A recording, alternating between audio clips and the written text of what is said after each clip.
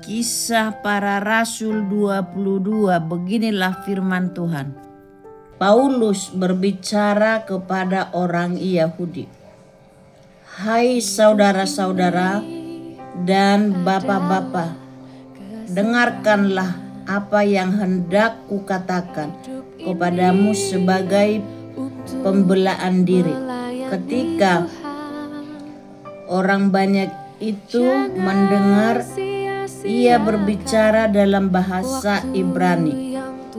Makin tenanglah mereka. Ia berkata, "Aku adalah orang Yahudi, lahir di Tarsus, di tanah Kilikia, tetapi dibesarkan di kota ini, dididik dengan teliti di bawah pimpinan Gamaliel dalam hukum nenek moyang kita, sehingga aku menjadi seorang yang giat bekerja bagi Allah, sama seperti kamu semua pada waktu ini. Dan aku telah menganiaya pengikut-pengikut jalan Tuhan sampai mereka mati. Laki-laki dan perempuan kutangkap dan kuserahkan ke dalam penjara. Tentang hal itu, baik imam besar maupun majelis tua-tua dapat memberi kesaksian. Dari mereka aku telah membawa surat-surat untuk saudara-saudara di Damsyik, dan aku telah pergi ke sana untuk menangkap penganut-penganut jalan Tuhan yang terdapat juga di situ, dan membawa mereka ke Yerusalem untuk dihukum. Tetapi dalam perjalananku ke sana, ketika aku sudah dekat Damsyik, yaitu waktu tengah hari, tiba-tiba memancarlah cahaya yang menyilaukan dari langit mengelilingi aku.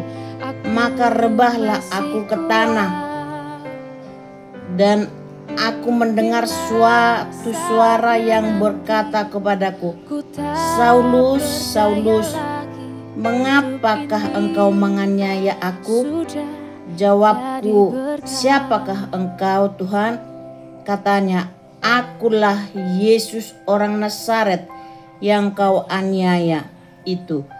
Dan mereka yang menyertai aku memang melihat cahaya itu, tetapi suara dia yang berkata kepadaku tidak mereka dengar. Maka kataku, "Tuhan, apakah yang harus kuperbuat?" Kata Tuhan kepadaku, "Bangkitlah dan pergilah ke Damsyik. Di sana akan diberitahukan kepadamu segala sesuatu yang ditugaskan kepadamu. Dan karena aku tidak akan melihat oleh karena cahaya yang menyilaukan mata itu, maka kawan-kawan seperjalananku memegang tanganku dan menuntun aku ke Damsyik. Di situ ada seorang bernama Ananias, seorang saleh yang menurut hukum Taurat dan terkenal baik di antara semua orang Yahudi yang ada di situ. Ia datang berdiri di dekatku dan berkata, "Saulus, saudaraku, bukalah matamu dan melihatlah." Dan seketika itu juga aku melihat kembali dan menatap dia. Lalu katanya, "Allah nenek moyang kita telah menetapkan engkau untuk mengetahui kehendaknya, untuk melihat yang benar, dan untuk mendengar suara yang keluar dari mulutnya. sebab engkau harus menjadi saksinya terhadap semua orang tentang apa yang kau lihat dan kau dengar. Dan sekarang, mengapa engkau masih ragu-ragu? Bangunlah, berilah dirimu dibaptis, dan dosa-dosamu disucikan sambil berseru kepada nama Tuhan. Sesudah aku kembali ke Yerusalem, dan ketika aku sedang berdoa di dalam bait Allah, rohku diliputi oleh kuasa ilahi. Aku melihat Dia yang berkata kepadaku, lekaslah, segeralah tinggalkan Yerusalem, sebab mereka tidak akan menerima kesaksianmu tentang aku. Jawabku, Tuhan, mereka tahu bahwa akulah yang pergi dari rumah ibadat yang satu ke rumah ibadat yang lain, dan yang memasukkan mereka yang percaya kepadamu ke dalam penjara dan menyesah mereka. Dan ketika darah Stefanus saksimu itu ditumpahkan, aku ada di situ dan menyetujui perbuatan itu, dan aku menjaga pakaian mereka yang membunuhnya.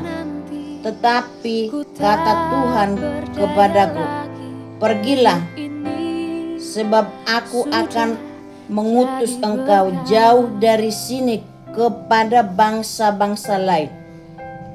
Rakyat mendengarkan Paulus sampai kepada perkataan itu, tetapi sesudah itu mereka mulai berteriak, katanya, enyahkah orang ini dari muka bumi? Ia tidak layak hidup. Di dalam markas, mereka terus berteriak sambil melemparkan jubah ke mereka dan menghamburkan debu ke udara. Karena itu mereka pasukan memberi perintah untuk membawa Paulus ke markas dan menyuruh memeriksa dan menyesah dia, supaya dapat diketahui apa sebabnya orang banyak itu berteriak-teriak sedemikian terhadap dia. Tetapi ketika Paulus ditelentangkan untuk disesah, berkatalah ia kepada perwira yang bertugas, bolehkah kamu menyesah seorang warga negara Rom, apalagi tanpa diadili? Mendengar perkataan itu, perwira itu melaporkannya kepada kepala pasukan. Katanya, apakah yang hendak engkau perbuat? Orang itu warga negara Rom.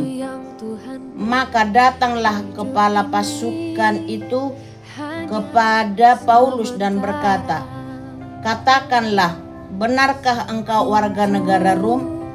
Jawab Paulus, benar. Lalu kata kepala pasukan itu, kewarganegaraan itu